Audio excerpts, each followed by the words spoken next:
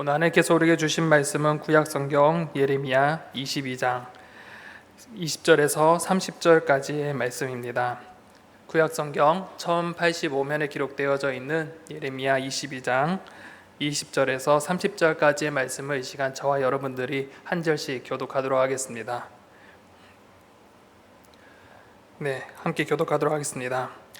너는 레바논에 올라 외치며 바산에서 내 소리를 높이며 아바림산에서 외치라. 이는 너를 사랑하는 자가 다 멸망하였음이라.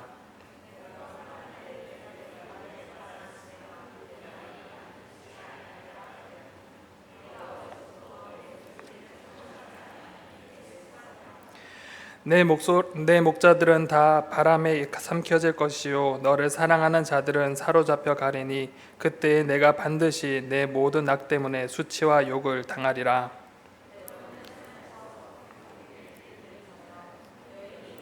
고통 같은 고통이 내게 임할 때 너는 가난함을 얼마나 심하랴. 여호와의 말씀이니라. 나의 삶으로 맹세하노니 유다 왕 여호와김의 아들 고니야가 나의 오른손에 인장 반지라 할지라도 내가 빼어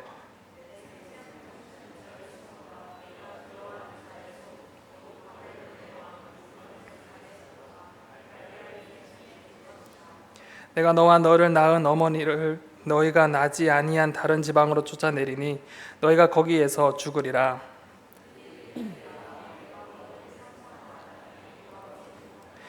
이 사람이 고니야는 천하고 깨진 그릇이랴. 좋아하지 아니하는 그릇이냐. 어찌하여 그와 그의 자손이 쫓겨나서 알지 못하는 땅에 들어갔는고. 함께 읽겠습니다. 여호와께서 이와 같이 말씀하시니라. 너희는 이 사람이 지겹겠고 이는 그의 자손 중 형통하여 다윗의 왕위에 앉을 유다 사나니 다시는 없을 것입니다 하시니라. 아멘.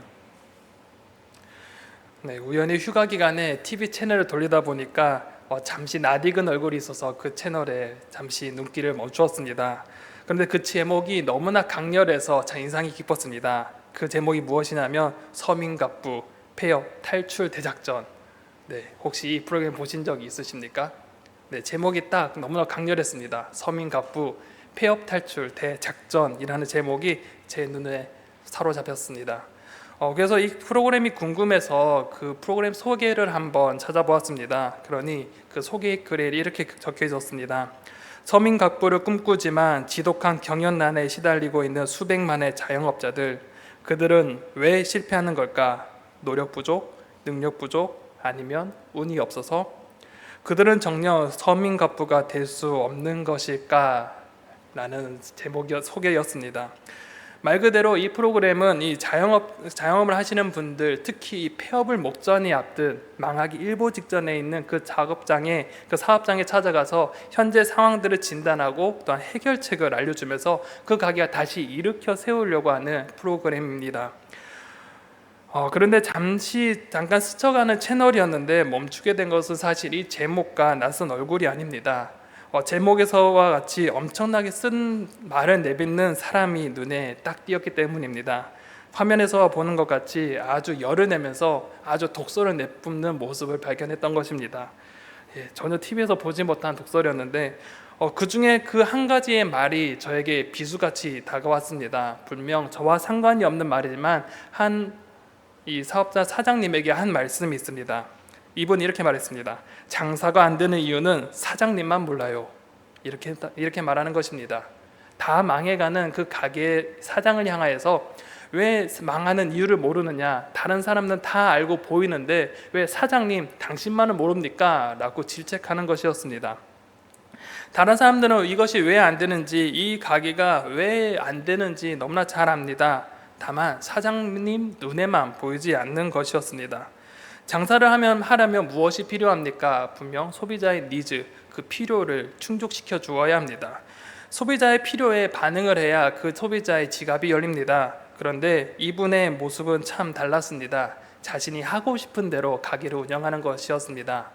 어떤 가게였는데 그 가게에 걸맞지 않는 인테리어를 한 것입니다. 왜 그렇게 했느냐 물어보니 자신이 좋아하는 색깔과 취향 때문에 그렇게 인테리어를 했다는 것입니다. 그런데 그 가게가 파는 것과 인테리어가 너무 맞지 않았습니다. 그리고 운영 시간에 대해서 물어봤더니 자기가 이렇게 하는 것이 편해서 운영 시간 이렇게 합니다 라고 하면서 짧은 시간 운영을 한다는 것입니다. 이 사장님의 말에서는 소비자의 입장을 전혀 대변하지 않았습니다. 그저 자신의 원하는 것, 내가 원하고 내 취향대로 가게를 운영했다는 것입니다. 그러니 망할 수밖에 없는 것이 당연한 것 아니겠습니까? 그런데 이러한 목소리에 다행히 사장님은 그 비판의 소리를 다 잘 받아들였습니다. 비판의 소리는 너무나 아프고 듣는 저로서도 매우 날카롭게 찔리게 들렸지만 그 사장님은 그 소리에 잘 수용하고 바꾸어가면서 망해갔던 가게들이 점점 일어나기 시작하는 거였습니다. 이 프로그램 보면서 잠시 좀 생각하게 되었습니다. 그리고 오늘 본문이 갑자기 떠올랐습니다. 그리고 이 본문에 나타난 사람이 이 사장님과 같았으면 좋지 않았을까라는 생각들을 해봤습니다. 오늘 본문은 유다의 마지막 때를 우리는 보고 있습니다. 역사적으로 볼 때 유다 왕국은 내외부적으로 참 수많은 어려움 속에 놓여져 있었습니다.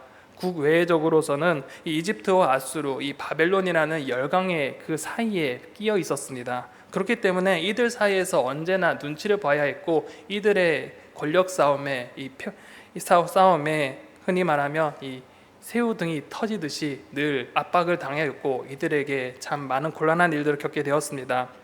이 유다가 위치한 사이가 바로 이 패권사의 정중앙에 위치했기 때문에 이 신흥 강국들과 전통의 강호들이 부딪힐 때마다 이 유다는 참 어려움에 겪게 되었습니다. 이런 국외적인 뿐만 아니라 국내적인 상황에서도 참 많은 어려움을 가지고 있었습니다. 지난 본문에서도 보았듯이 이 남유다는 이 열강의 간섭에 따라서 나라가 매우 피폐해졌습니다. 또한 지도자들이 백성의 고통에 눈감은 채 그들이 호화호식하며 사치의 삶을 살아왔던 것입니다.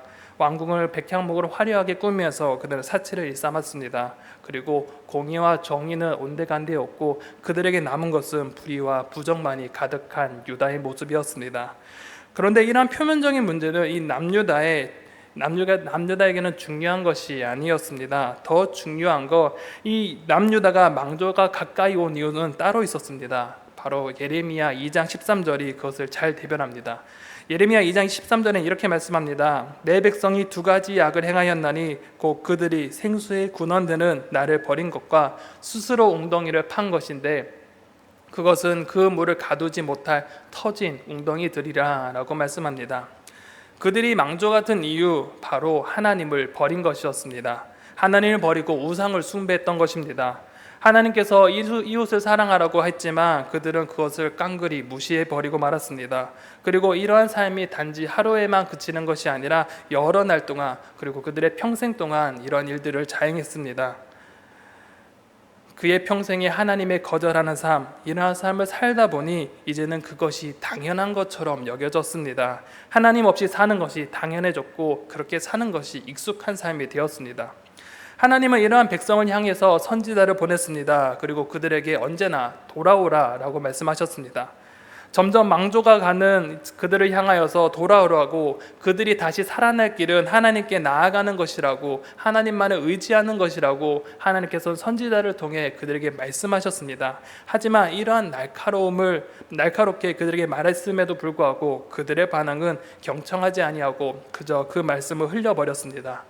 또한 하나님의 경고는 또한 하루 이틀로 끝나지 않았습니다. 여러 날 동안 여러 해 동안 하나님께서는 그들에게 경고하셨습니다.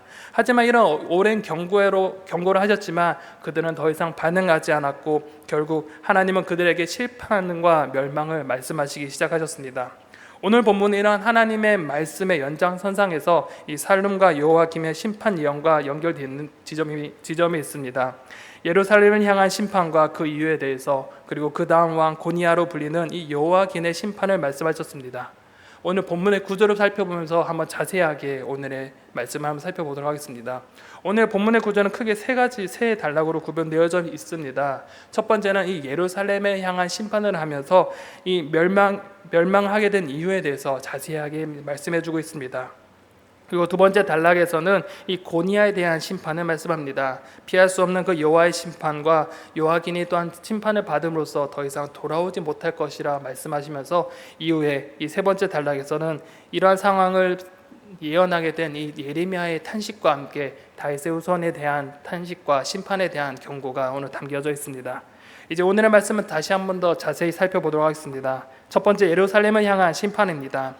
하나님께서는 이 요아김에 대한 예언, 즉 이 요아김은 애굽을 의지하면서 불의와 부정을 일삼고 화려한 궁전을 만들어서 자신의 탐욕을 채운 사람이었는데, 이 요아김에 대한 예언 이후에 바로 그와 함께 맞이할 예루살렘의 운명에 대해서 말씀해 주십니다. 20절에 보면 너는 레바논에 올라 외치며 바산에서 내 소리를 높이며 아바림에서 외치라. 이는 너를 사랑하는 자가 다 멸망하였음이라 라고 말씀합니다.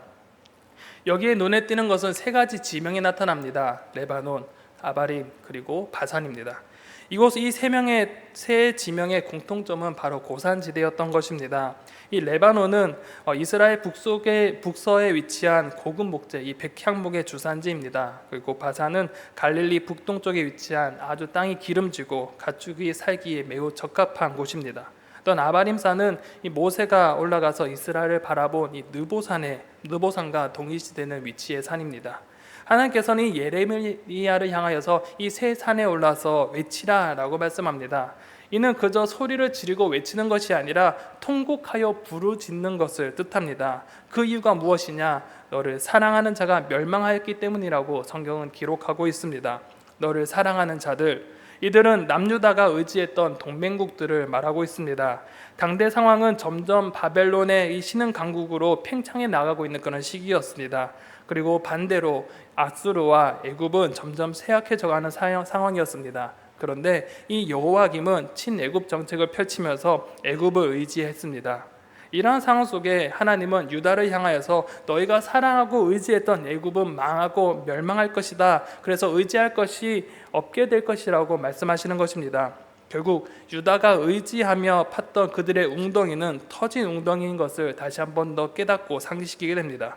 그런데 그들의 죄악이 일회성이 아닌 오랜 기간 이어졌음을 폭로합니다. 21절에 보면 내가 평안할 때 내가 내게 말하였으나 내 말이 나는 듣지 아니하리라 하였나니 내가 어려서부터 내 목소리를 청종하지 아니함이 내 습관이라 라고 말씀하십니다. 하나님께서는 유다를 향하여 말씀하신 것이 비단 지금 현재만 있었던 일이 아니었다고 말씀합니다.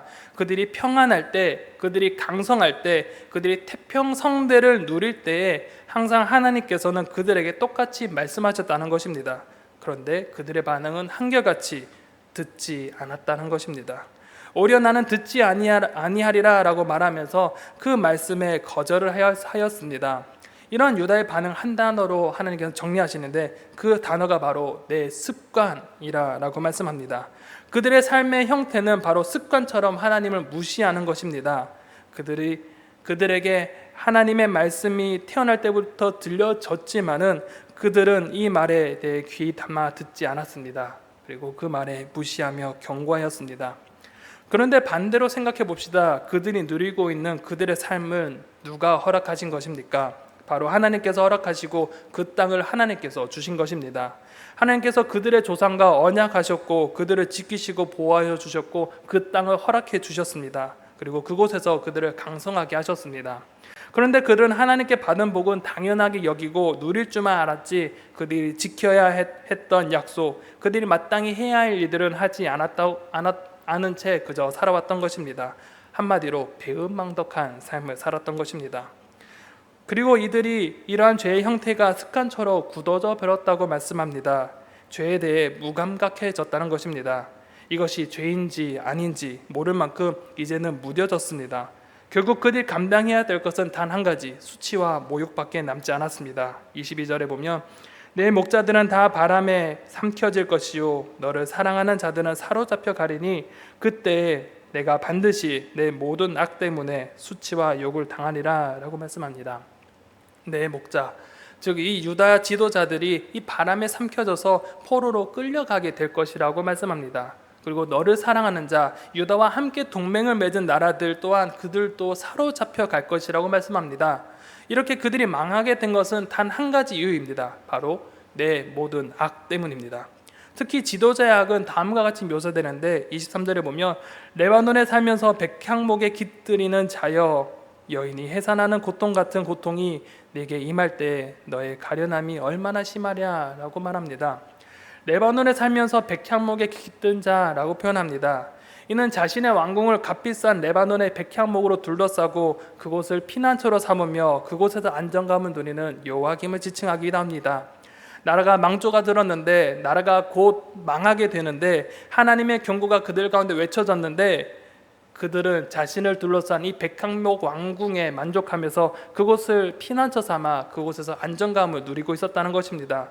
그들이 안정감을 누려야 할 곳은 무엇입니까? 그들이 쌓아놓은 백향목에 둘러싸인 화려한 궁정이 그들에게 안정감을 누려야 할 장소입니까? 그렇지 않습니다. 그들이 안정감을 누리고 그들이 피난처로 여겨야 될 것은 바로 하나님입니다. 그런데 그들은 그 안정감을 누리지 아니하고 그들의 왕궁, 화려하고 사치스러운 그 왕궁에 안식을 가지며 안정감을 누리며 평안을 누렸다는 사실입니다. 결국 이러한 모습을 가진 그들의 결과는 결국 하나밖에 없습니다. 그들이 멸망하는 것입니다. 그리고 그 고통이 어떻게 되는 것이냐? 그들이 당한 고통은 여인이 자녀를 낳을 때 감당해야 될 고통과도 같다고 성경은 기록하고 있습니다. 그 고통이 너무나 커서 오히려 심판이 하시는 그 주체이신 하나님께서도 그 심판을 당하는 사람들을 보면서 안타까워할 정도로 고통을 당하게 될 것이라고 하나님께서 말씀하십니다. 그리고 두 번째로 이제 예루살렘의 현 상황에서 다음에 이어서 바로 그 다음 왕인 여호와긴 이 고니아에 대한 심판을 하나님께서 말씀하십니다. 이제 하나님의 예언은 여호와김과 예루살렘에서 이 후계자 이 고니아로 향합니다. 고니아는 이 성경에서 여고니아 혹은 여호야긴으로 기록되어져 있습니다. 역사적인 상황을 살펴보면 그는 18세에 왕이 되었습니다. 그리고 그가 맞닥뜨린 현실은 바벨론의 느부갓네살 왕의 공격을 막아내야 했던 것입니다. 아쉽게도 그는 강한 힘을 감당하지 못하고 이 예루살렘이 점령당했습니다. 단 3개월 만에 그가 자리한 왕위를 빼앗기게 되었습니다. 예루살렘을 점령한 이 바벨론의 느부갓네살 왕은 결국 이 예루살렘에 있는 성전과 왕궁의 모든 보물을 가져갔고 또한 그 왕과 모후, 왕비와 많은 사람들을 포로로 끌려가는 일들이 발생했습니다. 하나님은 이러한 역사적 사건을 앞에 둔 고니아에 대해서 다음과 같은 심판의 말씀을 전하십니다. 24절에서 25절에 보면 여호와의 말씀이니라 나의 삶으로 맹세하노니 유다 왕 여호와김의 아들 고니아가 나의 오른손에 인장반지라 할지라도 내가 빼어 내 생명을 찾는 자의 손과 내가 두려워하는 자의 손 곧 바벨론의 왕 느부갓네살의 손과 갈대아인의 손에 줄 것이라 라고 말씀하십니다. 하나님께서는 이 고니아가 바로 나의 오른손에 인장반지를 할지라도 빼어서 느부갓네살에게 줄 것이라고 말씀합니다. 여기서 인장반지는 손에 끼우는 도장 같은 것을 의미하는데 이는 나라를 통치하는 것을 상징합니다. 하나님께서 분명 이 고니아를 하나님께서 세우신 왕이지만 하나님께서 그 왕위를 빼앗아서 이 바벨론의 느부갓네살 왕에게 넘겨주실 것이라고 말씀하십니다. 그러할 때 그가 당할 고난은 다음과 같이 말씀합니다. 26절에서 27절에 보면 내가 너와 너의 낳은 어머니를 너희가 나지 아니한 다른 지방으로 쫓아내리니 너희가 거기에서 죽으리라. 그들이 그들의 마음에 돌아오기를 사모하는 땅에 돌아오지 못하리라 라고 말씀합니다. 이 고니아와 그의 어머니가 당한 고난은 결국 가나안 땅에서 벗어나 바벨론 지방으로 떠나가게 되는 것입니다. 고대 사회 관점에서는 이것은 너무나 큰 저주입니다. 자신이 태어나고 자라는 곳 그곳에서 쫓겨난다는 것은 너무나 큰 저주가 그들에게 임했다고 여겨집니다. 고니아와 그의 어머니가 또한 이러한 저주의 그 관념 속에서 느낄 충격과 고통은 앞서 해산하는 그 어머니의 고통과도 같을 것입니다. 더군다나 그들의 고향을 사모하고 돌아오기를 사모한다고 말하지만 그 열망이 너무나 크다고 할지라도 그들은 결코 자신의 고향으로 돌아오지 못할 것이라고 선언하고 있습니다. 하나님의 심판의 말씀은 너무나 고통스러운 말씀입니다. 이것을 듣는 우리조차도 너무나 서슬퍼렇게 다가옵니다. 그리고 이러한 말씀을 전하는 예레미야의 심정은 어떠했겠습니까? 마주할 현실과 고통에 탄식하면서 하나님의 말씀을 다시 전하고자 합니다. 세 번째 단락에 보면 바로 이 예레미야의 탄식과 또 이후에 이 사라질 다윗의 가문에 대해서 이야기합니다. 28절에 보면 이 사람 고니아는 천하고 깨진 그릇이냐 좋아하지 아니하는 그릇이냐 어찌하여 그와 그의 자손이 쫓겨나서 알지 못하는 땅에 들어갔는고 라고 말합니다. 세 번역을 보면 좀 더 이 탄식이 좀 절절하게 더 느껴지는 것 같습니다. 세 번역에 보면 이 사람 고니아는 깨져서 버려진 항아리인가 아무도 거들떠 보려고 하지 않는 질그릇인가 어찌하여 그는 자신도 모르는 낯선 땅으로 가족과 함께 쫓겨나서 멀리 끌려가게 되었는가 라고 탄식합니다. 예레미야는 탄식하면서 이 고니아를 항아리와 그릇에 비유합니다. 항아리와 그릇은 무엇을 담기 위해 존재하는데 그것이 깨어진다면 더 이상 그 존재의 이유가 상실해버리고 아무짝에 쓸모없는 것을 우리는 너무나 잘 알고 있습니다. 이를 바탕으로 예레미야는 고니아가 깨져서 버려진 항아리, 즉 아무짝에 쓸모없는 인물인가 라고 묻습니다. 그리고 아무도 거두어 보지 않는 그릇과 같이 고니아는 사람들이 좋아하지 않는 인물인가 라고 묻습니다. 그리고 이 물음에는 아니다 라는 답을 기대하며 이렇게 묻습니다. 그리고 또 다시 한 번 더 묻습니다. 고니아가 무가치한 자처럼 자신도 모르는 낯선 땅 바벨론으로 가족과 함께 끌려가게 된 것인가 라고 묻습니다. 이것은 무엇을 염두에 두고 이렇게 질문을 하는 것입니다. 고니아를 향한 질문에서 그가 쓸모없고 무가치한 사람이 아닌 고귀한 사람임에도 불구하고 그의 가족과 그와 함께 포로로 바벨론에 끌려갔다는 것입니다. 고귀한 왕이 포로로 끌려갔으니 결국 그와 함께한 백성들은 어찌 되겠느냐라고 묻는 것입니다. 예레미야는 왕과 같이 백성들 또한 그와 함께 비참하게 될 것이고 이방 땅으로 끌려갈 것이라고 탄식하는 것입니다.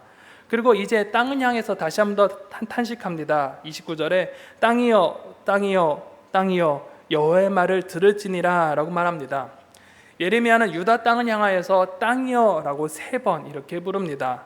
이렇게 유다 땅을 향해 목 놓아 부르는 것은 이 땅에 왕도 떠나고 지도자도 떠나고 또한 백성들도 떠나 아무것도 남지 않고 황폐하게 된 이 유다 땅의 참상을 슬퍼하면서 그 땅을 부르면서 이 땅을 부르짖는 것입니다. 그리고 이어서 예언합니다. 30절에 여호와께서 이와 같이 말씀하시니라 너희는 이 사람이 자식이 없겠고 그의 평생 동안 형통하지 못할 자라 기록하라. 이는 그의 자손 중 형통하여 다윗의 왕위에 앉아 유다를 다스리는 사람이 다시는 없을 것임이라 하시니라 라고 말합니다. 고니아를 향한 마지막 예언은 2가지입니다. 하나는 자식이 없을 것이고 또 다른 하나는 평생 동안 형통하지 못한다는 것입니다. 먼저 자식이 없다는 것은 실제 자식이 없다, 자녀가 없다는 것이 아닙니다. 이 하반절에 보면 다윗의 왕위에 앉아 유다를 다스릴 사람이 다시 없을 것이라 라는 것을 의미합니다. 그에게는 실제적으로 7의 아들이 있었습니다. 하지만 하나님께서는 이들의 왕위와 권위, 모든 영예를 박탈하고 더 이상 그 혈통에서는 왕위에 오를 사람이 없다라고 말씀하시는 것입니다.